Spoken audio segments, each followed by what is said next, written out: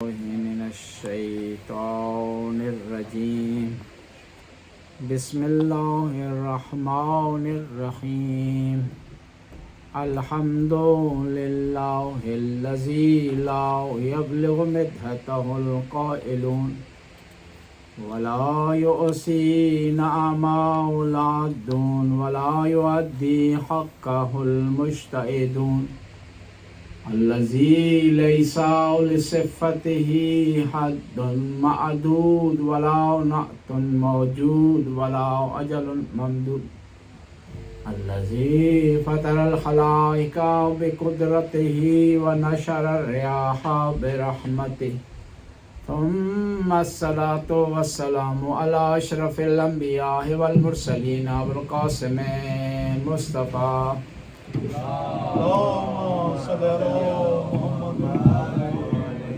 وعلى عطرته طیبین الطاہرین المعصومین المظلومین ولعنة الدائم على أعدائهم أجمعين من الآن إلى لقاء يوم الدين بسم الله الرحمن الرحيم قال رسول الله صلى الله عليه وآله وسلم إن الحسين مصباح الهدى والسفينة النجاة صلوات اللهم صل على محمد پیغمبر گرامی کا ارشاد ہوتا ہے کہ میرا حسین ہدایت کا چراغ ہے اور کشتی نجات. سبحان اللہ. ہم ان مجالس میں اس لیے اکٹھے ہوتے ہیں کہ امام کی معرفت حاصل کریں، امام حسین کی. سبحان اللہ. اور پہلا مرحلہ ہے معرفت حاصل کرنا، پھر اس کے بعد امام علیہ السلام کی زندگی کا اچھی طریقے سے مطالعہ کرنا، اس کو سمجھنا اور اس کو اپنی زندگی میں لاگو کرنا. ماشاء اللہ. سبحان اللہ. اگر یہ مراحل ہم طے کر جائیں گے تو ہم کامیاب ہو جائیں گے. مسئلہ یہ ہے کہ اب دنیا کے حالات تبدیل ہو گئے. جی.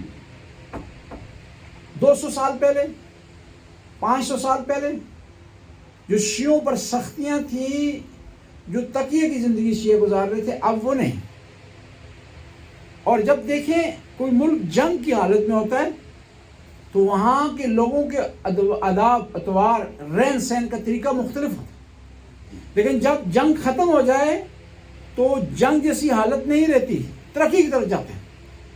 اب ہم دوسرے اسٹیپ میں وارد ہو گئے ہیں، ہمیں چاہیے کہ ہم آگے بڑھیں، ترقی کی طرف جائیں. دیکھیں ملک کا انتظام سنبھالنے کے لیے 2 قسم کی فورسز ہوتی ہیں.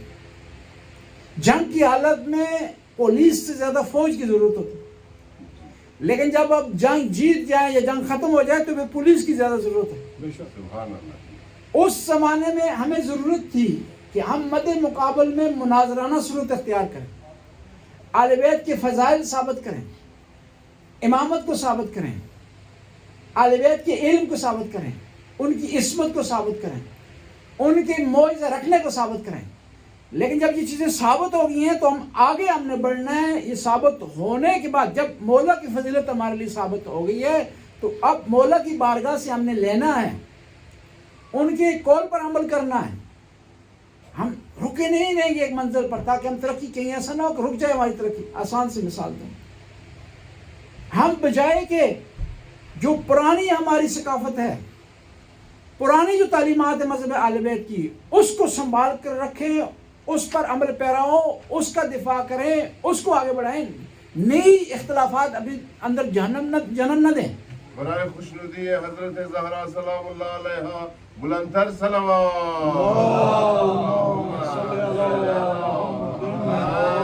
پاکستان کے بہت بڑے مناظر تھے اسماعیل دیوبندی صاحب، اور ان کی وجہ سے پاکستان میں بہت سے لوگ شیعہ ہوئے.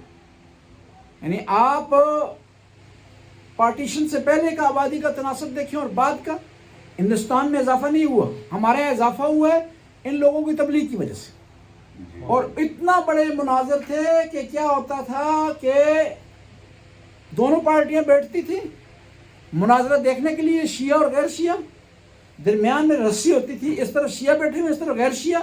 مناظرے کے بعد رسی اٹھا دی جاتی تھی اور سارے نعرہ لگاتے تھے اور سارے جو ہے آل بیت کے محب بن جاتے تھے. اتنی صورتحال ہوتی تھی. یعنی اس طرح لوگ جوک در جوک شیعہ مذہب میں داخل ہوتے. ایک دفعہ سندھ میں مناظرہ تھا, مولانا اسماعیل 9 بجے مناظرہ شروع ہونا تھا, تھوڑی دیر پہلے چلے گئے. اور مناظرہ کرنا کوئی آسان کام نہیں ہوتا, بڑے ٹینشن کا مرحلہ ہوتا.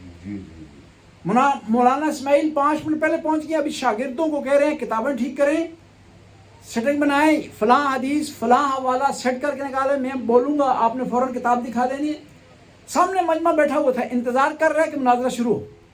اور مجمع میں سے ایک آدمی اٹھ کے کھڑا ہوا ملنگ, اس نے کہا علی اللہ. تو اسماعیل صاحب نے کہا بیت علی ملنگ, ساڑھے کو امامت ثابت نہیں ہو رہی, تو اللہ بڑھا رہے. یہ کہنے لگے کہ ہم مولا علی کو امام ثابت کرنا ہمارے لیے مشکل ہو رہا ہے, تو ٹینشن میں پڑے ہوئے. تم نیک نواں کیا کہتے ہیں, اردو میں کہتے ہیں نواں کٹا چھوڑ رہے ہیں. ہمارے پاس جو ہمارے عقائد ہیں, اہل بیت کی جو تعلیمات ہیں, مسلم عقائد ہیں, ان کو ثابت کرنا بعض کو مشکل پہ پڑ جاتا ہے, مشکل ہو جاتا ہے. بجائے کہ ہم نئی چیزیں شامل کریں جو مذہب سے ربط ہی ان کا نہیں ہے, پھر ان کو ثابت بھی کریں. اتھینٹک چیز بات کو ثابت کرنی مشکل ہو جاتی ہے. دشمن نہیں مانتا مد مقابل, چیر و صد کے غیر اتھینٹک چیز کو کس طرح آپ ثابت کریں.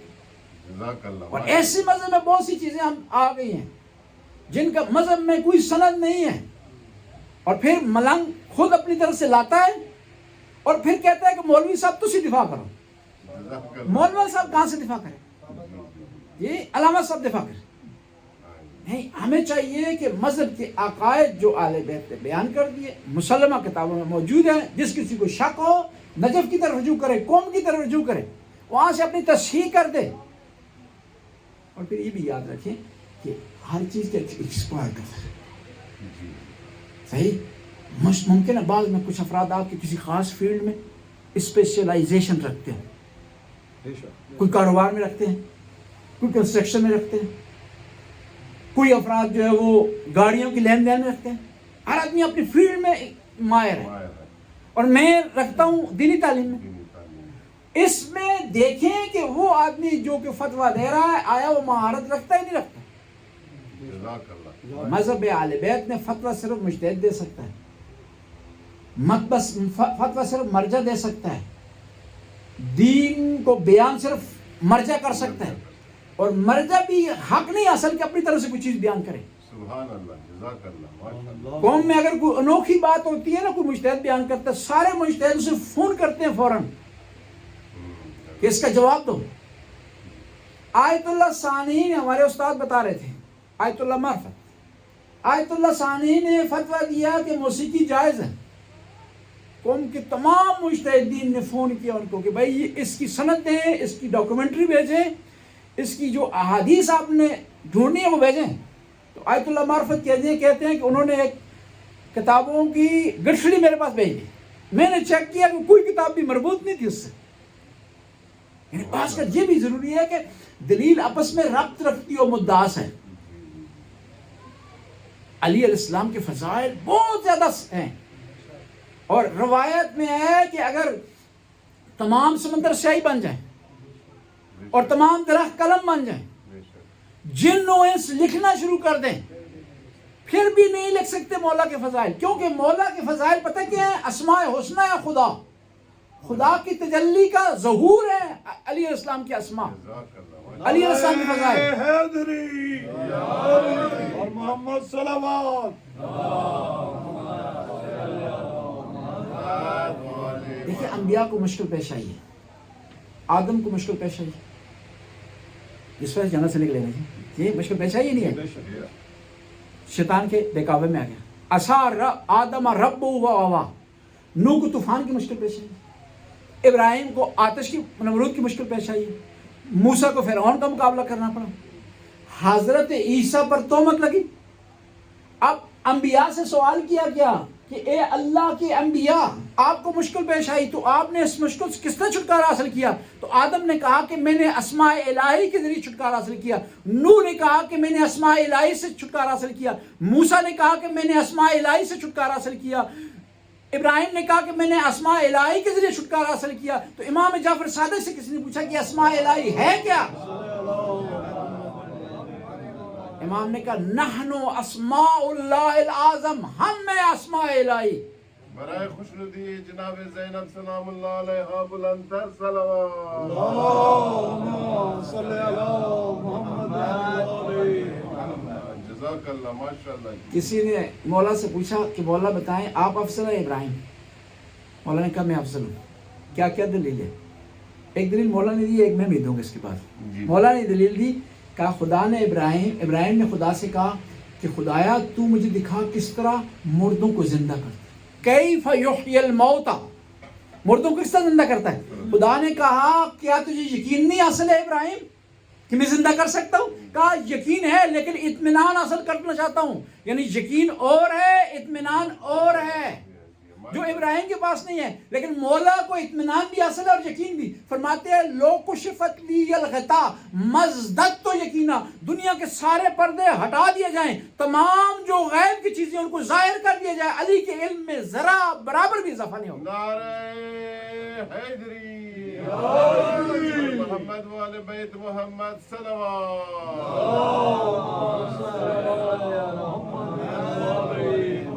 جزاک اللہ ماشاء اللہ. ہمارا عقیدہ ہے شیعہ اثنا عشری کہ تمام اہل بیت پنجتن پاک بشمول امیر المومنین تمام انبیاء سے افضل ہیں، ما سوائے خاتم الانبیاء. سبحان اللہ.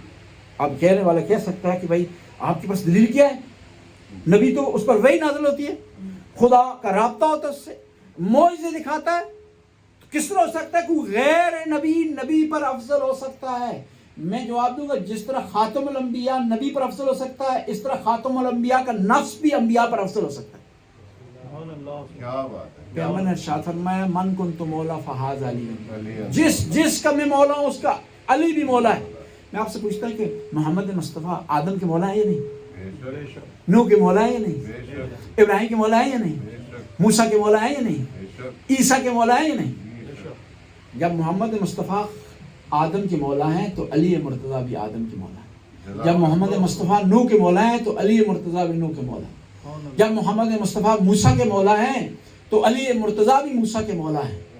جب محمد مصطفیٰ عیسیٰ کے مولا ہیں تو علی مرتضیٰ بھی عیسیٰ کے مولا ہے. سبحان اللہ. پیغمبر نے استثناء نہیں کیا کہ میں جس کا مولا ہوں اس کا علی مولا ہے، ماسو ہے فلاں فلاں انبیاء. پیغمبر نے علی الاطلاق کہا ہے، اور اس سے یہی ثابت ہوتا ہے کہ امام علی تمام انبیاء سے افضل ہے. برائے تاجیل امام زمانہ علیہ السلام بلند تر صلوات. اللهم صل على محمد وعلى محمد. قرآن میں ہے قل تعالوا ندعو ابناءنا وابناءکم ونساءنا ونساءکم وانفسنا وانفسکم. ندعو ابنانا، ابنا کی منزل پر کون گئے؟ حسن حسین. نساء کی منزل پر کون سی ہستی گئی؟ فاطمہ سیدۃ النساء العالمین، خاتون جنت. اور انفسا کی نام کی منزل پر کون گئے؟ مولا علی. یعنی پیغمبر کی جان ہے. کیا بات کیا بات. احسن. پیغمبر کی جان تمام انبیاء سے افضل ہے. جب پیغمبر کی جان تمام انبیاء سے افضل ہے تو امیر المومنین تمام انبیاء سے افضل ہے. سبحان اللہ. کیا بات. اور اس لیے ہم عقیدے کے قائل ہیں کہ امام معصوم بھی ہے، امام علم غیب بھی رکھتا ہے، اور امام معجزہ بھی رکھتا ہے. یہ آیا مباہلہ سے متعلق ایک تبصرہ آپ خدمت میں عرض کروں. تھک تو نہیں گیا آپ لوگ؟ بسم اللہ. تبصرہ عرض کروں کہ پاکستان کے ایک رائٹر ہیں پیر کرم علی ازہری، جی. بیرا کے رہنے والے، بیرا سرگودا میں نہیں جی، وہاں کے رہنے والے. انہوں نے لکھا اپنی کتاب میں تفسیر ضیاء القرآن میں، کہا کہ علی نفس کے مقام پر نہیں ہے، کہ علی علیہ السلام مباہلہ کے میدان میں بنوان نفس نبی نہیں ہے، بلکہ بیٹے کی جگہ کیا ہے، کیونکہ داماد بیٹا ہوتا ہے. جی تو ہمارے علماء نے بڑا پیارا جواب دیا. میں نے کہا، انہوں نے جواب دیا آپ تو کہتے ہیں داماد جو ہے وہ 3 یا 4 تھے. اگر داماد کے عنوان سے علی گئے ہوں مباہلہ کے میدان میں، پھر 1 نہیں جانا چاہیے تھا، پھر 4 جانے چاہیے تھے. جی. یہ جب جواب دیا نا تو پیر گھرانہ لکھتے ہیں کہ کیونکہ دوسرے داماد وہ بیٹیاں پہلے فوت ہو گئی تھی، ان کے فوت ہوتے ہی رشتہ ہی ٹوٹ گیا تھا، اس لیے داماد نہیں تھے مباہلہ کے میدان میں. میں کہتا ہوں جو 1400 سال پہلے داماد نہیں رہا اس کو آپ کیوں پھر میدان میں لا رہے ہیں بنوانے داماد؟ ماشاءاللہ سبحان اللہ. بر محمد وآل بیت محمد صلوات.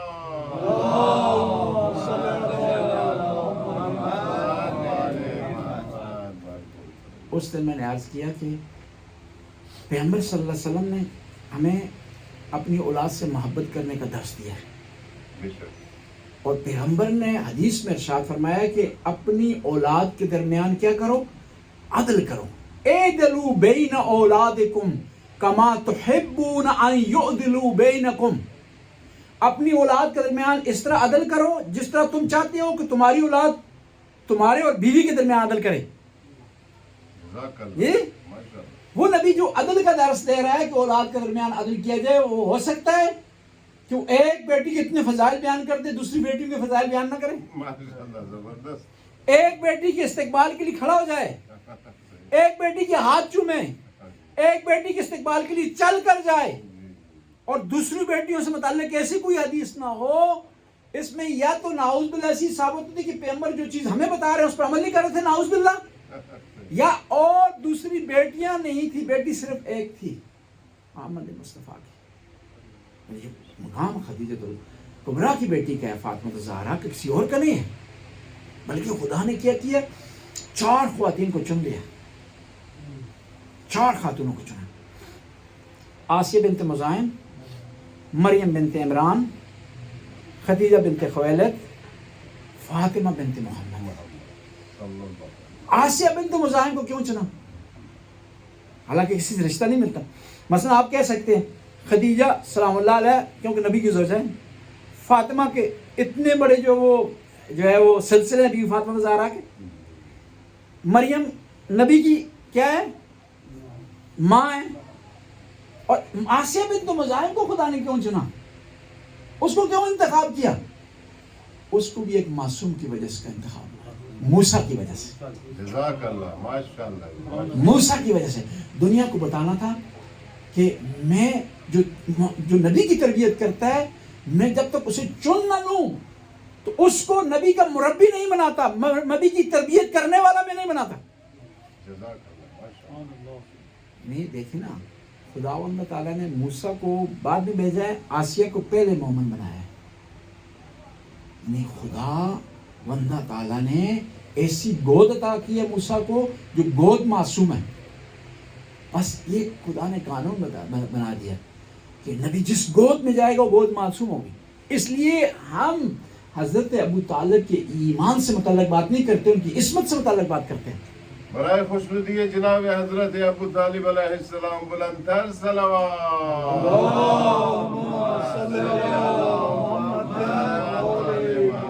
اس طرح میں تذکرہ کر رہا تھا کہ انسان کو صبر کرنا چاہیے، اور صبر کا پھل میٹھا ہوتا ہے.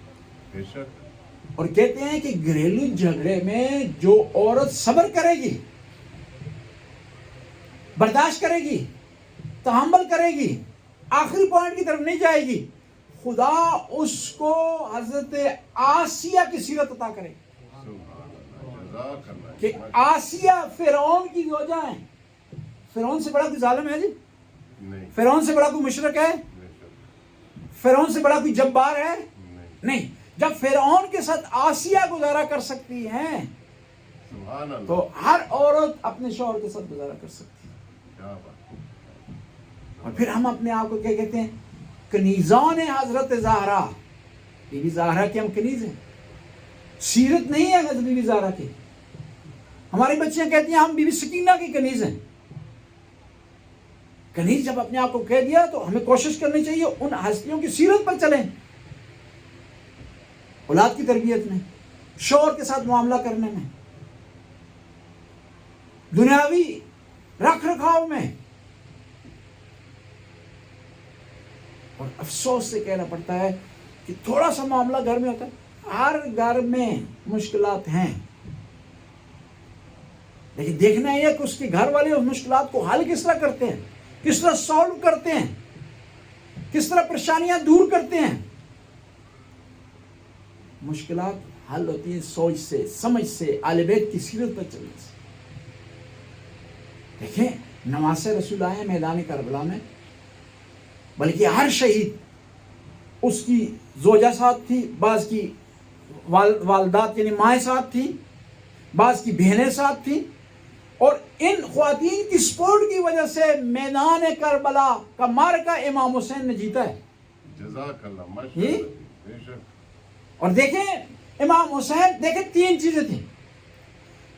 غازی عباس شہداء کو تیار کرتے تھے، میدان کی طرف بھیجتے تھے، امام حسین لاش لاتے تھے، اور یہ لاش کس کے حوالے کرتے تھے؟ بی بی زینب سلام اللہ۔ ماشاءاللہ، یعنی دیکھیں 3 کردار ہیں کربلا میں سٹرانگ۔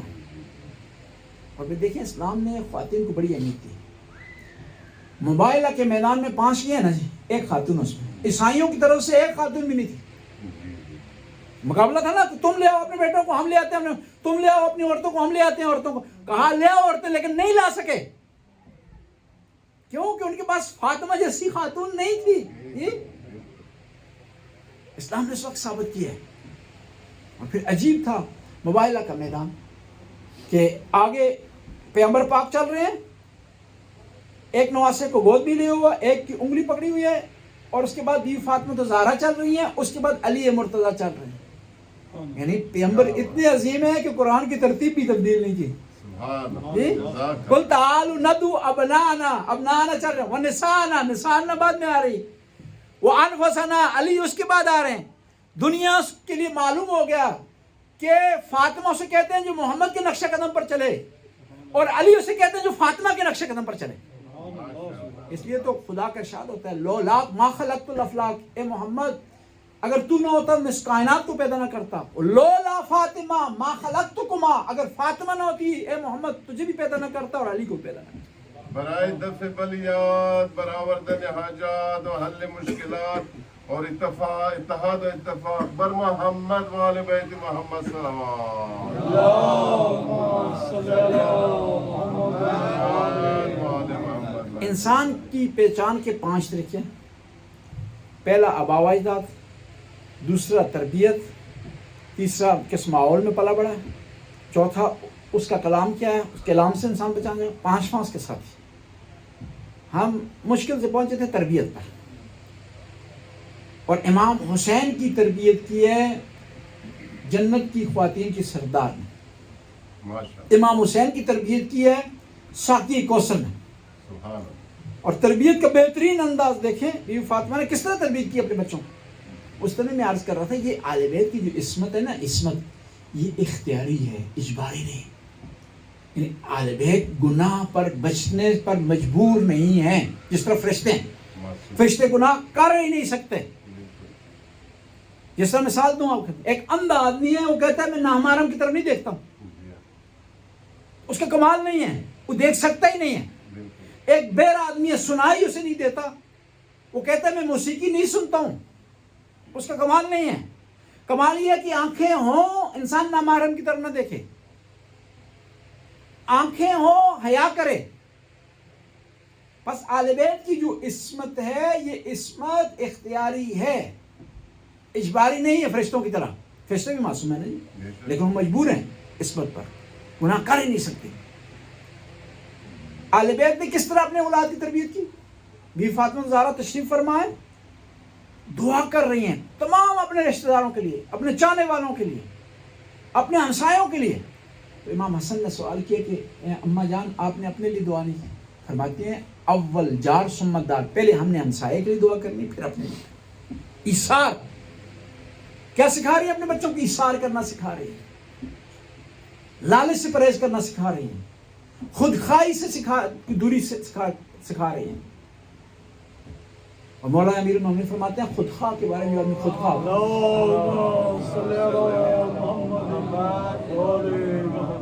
من رضی نفسی کثر ساخط علیہ، کہ جو آدمی اپنے آپ کو پسند کرتا ہے، صرف مغرور رہتا ہے، اپنے آپ کو دوسروں سے اچھا سمجھتا ہے، وہ اکثر لوگ اس سے ناراض ہوتے ہیں۔ کہتے ہیں کہ بڑوں کا احترام کریں کہ ان کی نیکیاں زیادہ ہیں، چھوٹوں کا احترام کریں کیونکہ ان کو گناہ کم ہے۔ اور تہجد، اور پھر انسان کو غرور کس بات پر؟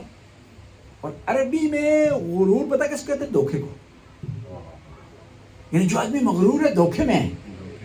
کہتے ہیں نا مولا تو کمیل میں شافر میں غرت نے دنیا بے غرور یا کہ مولا اے خدایا دنیا نے اپنی چمک دمک کے ذریعے مجھے دھوکہ دیا ہے.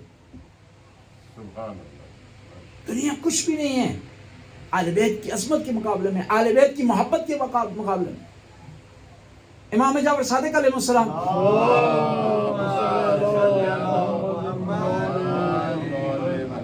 ایک جگہ کہیں اپنے ماننے والوں کے سامنے انہیں واعظ و نصیحت کرنے کے لیے امام نے اپنا گھوڑا دروازے پر رکھا اور غلام کو کہا کہ گھوڑے کو پکڑ کر رکھے اور اندر درس دینے کے لیے.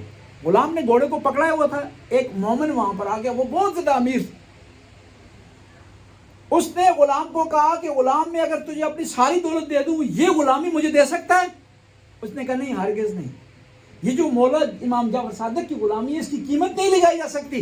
کیا بات، کیا بات، ماشاءاللہ. قیمت اس کی نہیں لی جا سکتی. ارزش اتنی ہے، ہر چیز دنیا کی اس پر قربان کی جا سکتی ہے لیکن اس کو قربان نہیں کیا جا سکتا. وہ تاریخ میں وہ ہے، لوگوں نے جانیں دے دی ہیں اہل بیت کی خاطر، زبانیں لوگوں نے کٹوا دی ہیں. اس کی قیمت ادا کی ہے، اس محبت کی لوگوں نے. بی بی نے کیا کیا؟ تمام لوگوں کے لیے دعا کی، اپنے سب سے آخر میں دعا کی، درس دیا ایثار کا. پھر آپ کی خدمت میں عرض کروں، تربیت اتنی تھی شہزادوں کی کہ ایک دفعہ دیکھا کہ نبی کے ایک صحابی ہے وضو غلط کر رہا. حسن اور حسین تشریف فرما، ہم ہوتے یا ہمارے بچے ہوتے تو فوراً کہتا ہے بوڑھے شخص تمہیں شرم نہیں آتی، سفید تمہاری داڑھی ہو گئی ہے، اتنا عرصہ نبی کی صحبت میں بیٹھا ہوا ہے تجھے وضو نہیں آتا؟ نہیں، شہزادوں نے نہیں کہا اس طرح، لیکن تربیت ہے نا. کیا بات. پتہ کیا کہا؟ قریب کے کہا چچا جان ہم دونوں بھائی وضو کرتے ہیں، آپ دیکھیں ہم میں سے کس کا وضو صحیح ہے. کیا بات، جزاک اللہ، ماشاءاللہ، کس کا وضو صحیح ہے. ماشاءاللہ. تو وہ صحابی بھی انصاف والے تھے، عظیم انسان تھے. واقعاً انہوں نے پیغمبر کی صحبت در کی تھی. جب دونوں شہزادوں کا وضو دیکھا تو کہنے لگے شہزادوں تم دونوں کا وضو ایک کا دوسرے سے بہتر ہے، میرا وضو صحیح نہیں ہے. نعرہ تکبیر، اللہ اکبر، نعرہ رسالت، یا رسول اللہ، نعرہ حیدری، یا علی محمد وآل بیت محمد صلوات. اور اتنی تربیت ہے، اپنے نانا سے اتنے مانوس ہے. نانا کے وصال کے بعد مسجد میں داخل ہوئے، حضرت عمر ممبر پر تشریف فرما تقریر کر رہے تھے اپنے جاؤ جلال میں، اور عظیم انسان تھے اور لوگوں سے بڑھ ڈرتے تھے. داخل ہوئے تو امام حسن نے فرمایا اے شخص میرے نانا کے ممبر سے اتر جا اور اپنے نانا کے ممبر پر جا کر بیٹھ. کیا بات، یعنی جرأت ہے نا. لیکن وہ بھی اہل بیت کا احترام کرتے تھے، پاس رکھتے تھے. فرمانے لگے آپ صحیح فرما رہے ہیں، یہ آپ کے نانا کا ممبر ہے، میرے نانا کا کوئی ممبر بھی نہیں. جزاک اللہ، ماشاءاللہ. اور ایک اور واقعہ آپ خدمت میں عرض کروں. کیا ہوا، ایک دفعہ مسجد کھچکھچ بھری ہوئی، پیغمبر خطبہ دے رہے ہیں. خوش قسمت تھے لوگ جو پیغمبر کا خطبہ سنتے تھے. یہ مسجد نبوی، خدا کا نبی خاتم الانبیاء خطبہ دے رہا ہے، سامنے بیٹھ کر سن رہے ہیں، آنکھوں سے نبی پاک کی زیارت کر رہے ہیں. کتنے عظیم لوگ خطبہ دے رہے ہیں تو مسجد فل بھری، جگہ ذرا برابر نہیں. اسی دوران حضرت عمر داخل ہوئے اور ان کی خواہش تھی کہ نبی کریم کے قریب جائیں. تو پیغمبر نے وہیں سے ممبر سے آواز دی عمر بیٹھ جاؤ یہیں پر، مجمع کو ڈسٹرب مت کرو. وہیں سیم کر بیٹھ گئے. اور اسی کی دوسرے تیسرے دن امام حسن داخل ہوئے ہیں. پیغمبر وہی پوزیشن ہے، مسجد کھچکھچ بھری ہوئی ہے، خطبہ دے رہے ہیں. امام حسن نے آنے کی کوشش کی ہے، اس سے کہ پہلے امام حسن چلیں اور کمرے میں انٹر ہوں. پیغمبر نے ممبر چھوڑا ہے. چھوڑنے کے بعد امام حسن کے پاس گئے، امام حسن کو اٹھا کر اپنے پاس لائے اور اپنے پاس ممبر پر بٹھا دیا.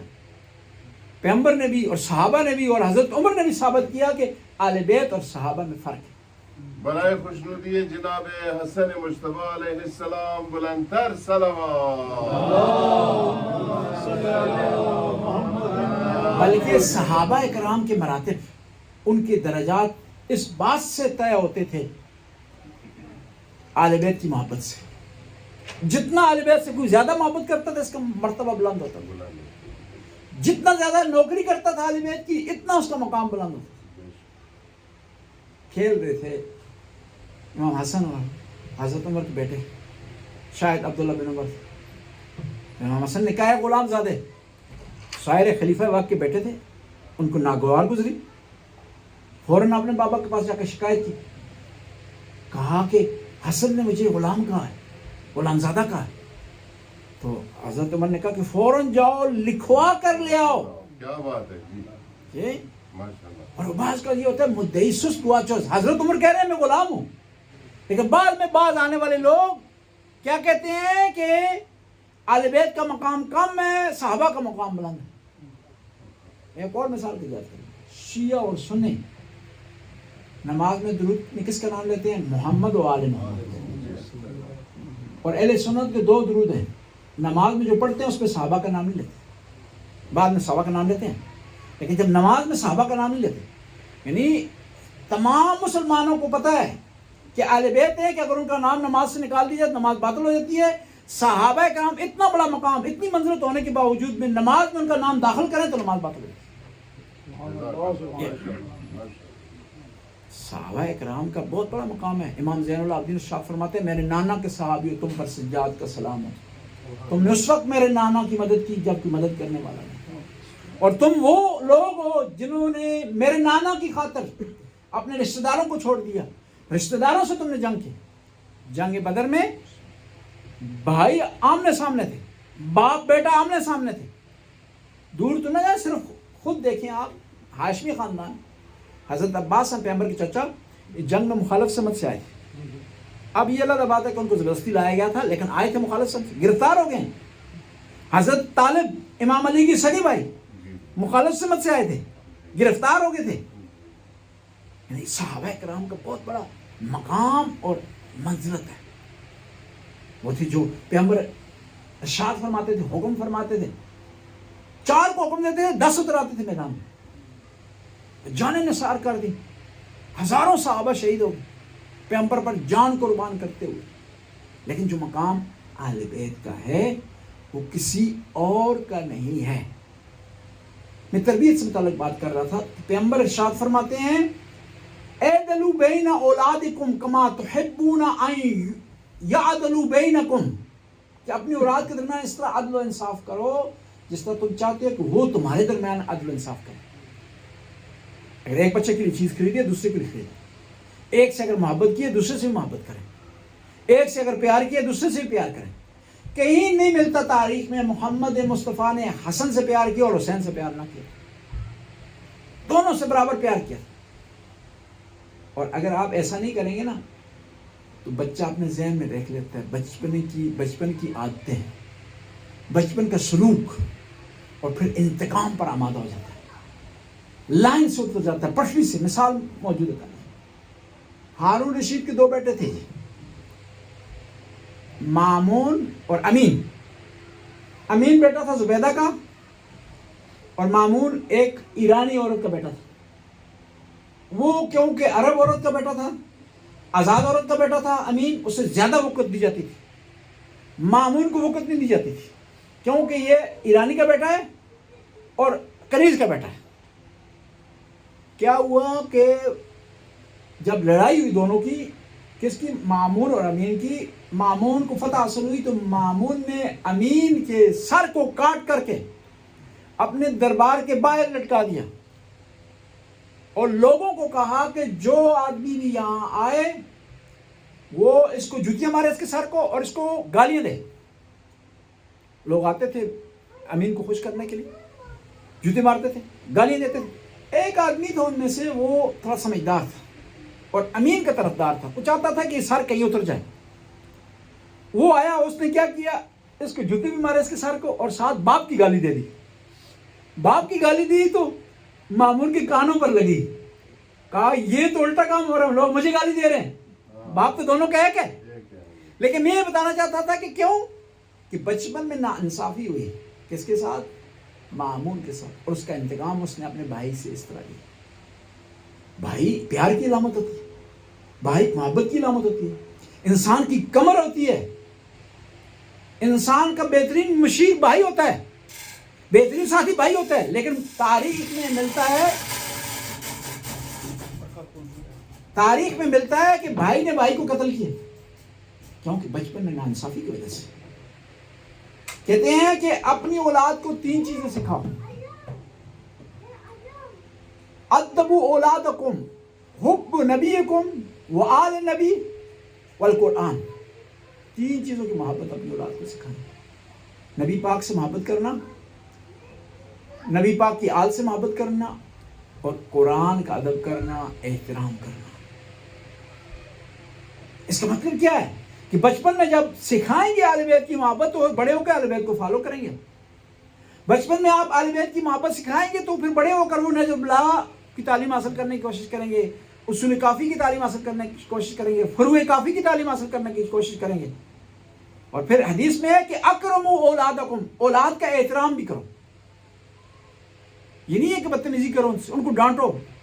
بعض لوگ سمجھتے ہیں کہ اولاد جو خدا نے مجھے دے دی ہے، مجھے فرعون بنا دیے، مجھے بادشاہ بنا دیا اس کا، جس کی کہیں بھی نہیں چلتی نا، وہ اولاد پر آ کر روز جماتا ہے، اس کا فائدہ نہیں ہوتا۔ اولاد سے جتنا آپ پیار کریں گے اتنا اولاد کو بھی فائدہ پہنچے گا، آپ کو بھی فائدہ پہنچے گا۔ برائے سر سلامتی ہے امام زمانہ علیہ السلام، بلند تر سلام۔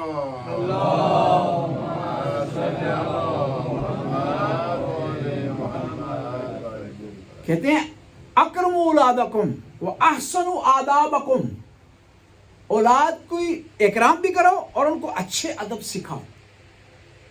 اولاد کو سکھانے کا بہترین طریقہ کہ آپ خود عمل کریں۔ آپ خود عمل کریں گے تو اولاد سیکھ جائے گی، آپ خود عمل نہیں کریں گے اولاد نہیں سیکھے گی۔ اولاد بعض اوقات آپ کو غلط کام کرتے ہیں نا، غلطی سے کوئی کام کرتے ہیں، اس کو بھی فالو کرتی ہے، وہ بھی سمجھتی ہے یہ زندگی کا حصہ ہے۔ وہ لباس میں آپ کی کو فالو کرنے کی کوشش کرتی ہے اولاد، جوتے آپ کی پہننے کی کوشش کرتی ہے، بعض کا بڑے ہونے کے باوجود بھی۔ آپ نماز نہ پڑھیں تو کبھی اولاد سے توقع نہ کریں کہ نماز پڑھیں۔ آپ مجلس میں نہ آئے اور اولاد سے توقع کریں کہ مجلس میں آئے۔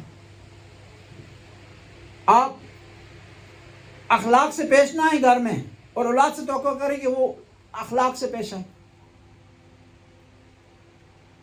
پہلی شرط یہ ہے کہ آپ خود عمل کریں، اور اس سے پہلی شرط یہ ہے کہ میاں بیوی کے درمیان انڈرسٹینڈنگ ہو، اخلاق ہو، صبر و تحمل ہو، برداشت ہو، لڑائی جھگڑے سے پرہیز ہو، پھر اولاد کی صحیح تربیت ہو سکتی ہے۔ انسان اپنے معاملات حل نہ کر سکے، اس میں خود برداشت نہ ہو، خود اس پہ صبر نہ ہو، اس میں تحمل نہ ہو، تو خود اپنی اولاد کو خاک سکھائے گا، ہرگز تربیت نہیں کر سکے گا وہ آدمی اولاد کی جس میں اپنے آپ میں صبر و تحمل نہیں۔ پیار و محبت کریں گے تو اولاد کو آپ جو کچھ بتائیں گے وہ آپ کو فالو کریں گے۔ اور پھر بعض اوقات ہم کیا کرتے ہیں، بچوں کو جھوٹ بولنے پر مجبور کرتے ہیں، خود اتنی سختی کرتے ہیں بیجا کہ وہ اپنی غلطیوں کو چھپانے کے لیے جھوٹ بولتا ہے۔ ایک تو اس نے غلطی کی ہے، اسے جھوٹ بولنے کا بھی عادی ہو جاتا ہے۔ اور جھوٹ تمام گناہوں کی جڑ ہے۔ ایک شخص پیغمبر کے پاس آیا اور آ کر کہنے لگا کہ یا رسول اللہ میں شراب بھی نہیں چھوڑ سکتا ہوں، غلط کام بھی نہیں چھوڑ سکتا ہوں، منافی عفت کام کرتا ہوں اور جھوٹ بھی بولتا ہوں، مجھے ایک آپ بتائیں، ایک چیز کو چھوڑو، 2 نہیں چھوڑ سکتے، 3 نہیں چھوڑ، ایک مجھے بتا دیں۔ بعض لوگ ہوتے ہیں کہتے ہیں ہمارے پاس کہتے ہیں کہ ان 5 نمازوں میں سے کوئی ایک نماز ہم 5 نہیں پڑھ سکتے، ایک بتا دیں، ایک نماز بتا دیں۔ پیغمبر نے کہا کہ ایک اگر تو چاہتا ہے جھوٹ بولنا چھوڑ۔ وہ گیا شراب پینے کے لیے، فوراً ذہن میں آیا کہ شراب تو پی رہا ہوں، شام کو پیغمبر کی خدمت میں حاضر ہوں گا، پیغمبر پوچھیں گے کہ آج تم نے گناہ تو نہیں کیا کوئی؟ تو پیغمبر نے منع کیا جھوٹ بولنے سے، سچ بولوں گا تو شرمندگی ہو جائے گی، لہذا چھوڑ دیتے ہیں اس کو۔ پھر غلط کام کی طرف جانے لگا تو فوراً ذہن میں آیا کہ پیغمبر پوچھیں گے شام کو کہ آج تو نے گناہ کیے نہیں کیے؟ تو پیغمبر نے منع کیا جھوٹ بولنا، سچ بولنا پڑے گا۔ بس مجھے چاہیے کہ میں گناہ نہ کروں تاکہ سچ بولوں۔ پہنچا رسول اللہ کی بارگاہ میں، رسول نے پوچھا کہ کیا کیا تو نے؟ کہا سچ بھی بولا اور گناہ سے بھی بچا۔ بچہ آپ کا کوشش کریں اسے جھوٹ بولنے پر مجبور نہ کریں، سچ جو ہے بولے۔ شریعت نے اجازت نہیں دی جھوٹ بولنے کی، صرف 2 جگہ اجازت دی سچ جھوٹ بولنے کی، صرف، اور کہیں نہیں اجازت۔ ایک یہ ہے کہ جھوٹ بول کر 2 مومنوں کے درمیان صلح کروا سکتے ہیں۔ دوسرا، کسی سے آپ نے وعدہ کیا، گھریلو حالات کی بتا رہا ہوں، کہ وعدہ کیا ہے کہیں زیور لانے کا، شاپنگ کروانے کا، کسی اور معاملے کا، تو وہاں جان نہیں چھوٹ رہی، حالات خراب ہو رہے ہیں، جنگ کا سماں بن گیا ہے جی، ٹینشن ہو گئی ہے، مورچے میں دونوں قوتیں بیٹھ چکی ہیں، وہاں جھوٹ بول کر خلاصی جو حاصل کی جا سکتی ہے، کیونکہ ماحول جو ہے وہ خراب نہیں کرنا۔ سچ بولنے کا فلسفہ یہ ہے کہ معاشرے میں بگاڑنا ہے، اور اگر سچ بولنے سے بگاڑ آ رہا ہو تو وہاں سچ رک جاتا ہے۔ جس طرح روزہ ہے نا، ہر مسلمان پر فرض ہے، لیکن روزے سے آپ کی اگر طبیعت خراب ہو رہی ہو، صحت خراب ہو رہی ہو، آپ کی بیماری میں اضافہ ہو رہا ہو، آپ کی بیماری بڑھ رہی ہو، وہ روزہ جو کوئی واجب ہوتا ہے وہ کیا ہو جاتا ہے؟ حرام ہو جاتا ہے۔ سبحان اللہ۔ حکم 100% تبدیل ہو جاتا ہے۔ بس دوبارہ خلاصہ آپ دل میں عرض کرتے ہیں کہ انسان کی پہچان کے 5 طریقے ہیں۔ اس کی وراثت کو آپ نے دیکھنا ہے، اس کی تربیت کو دیکھنا ہے، اس کس ماحول میں پلا بڑا دیکھنا ہے، اس کے کلام کو آپ نے دیکھنا ہے، اور اس کے ساتھیوں کو۔ خلاصہ کرتے ہیں ان تمام معیاروں پر امام حسین کی ذات پاک اعلیٰ درجے پر ہے۔ سبحان اللہ۔ آواز بلند فرما۔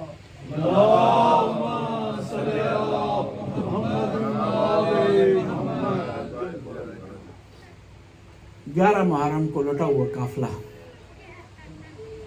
کربلا سے روانہ ہونا چاہتا ہے۔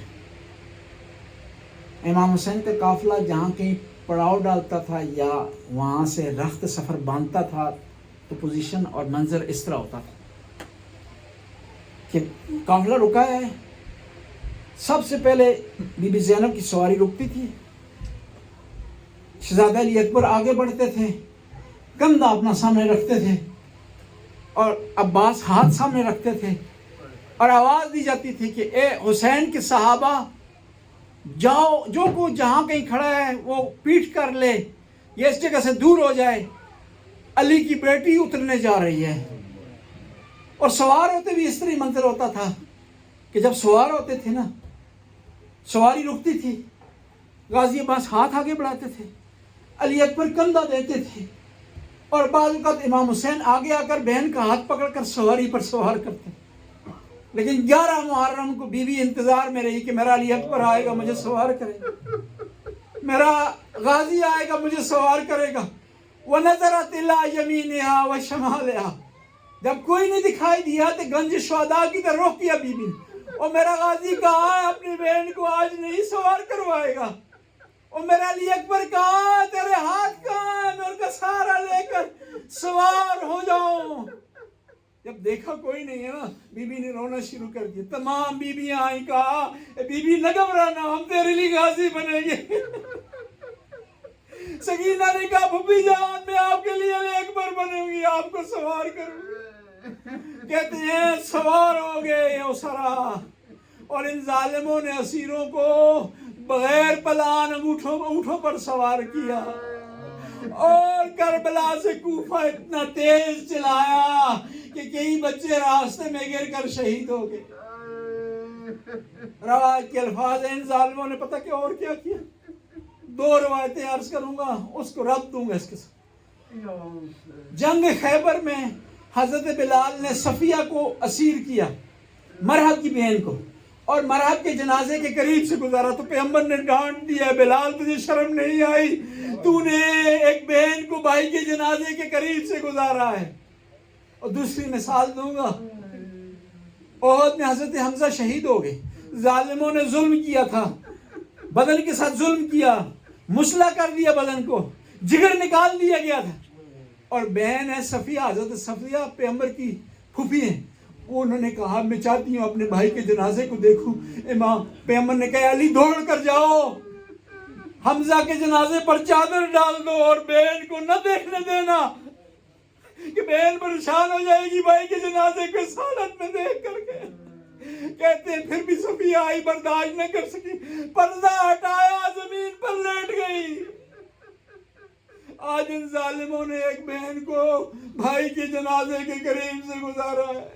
کہتے ہیں جب امام زین العابدین کی نگاہ اپنے بابا کی لاش پر پڑی، امام کا رنگ دودھ کی طرح سفید ہو گیا.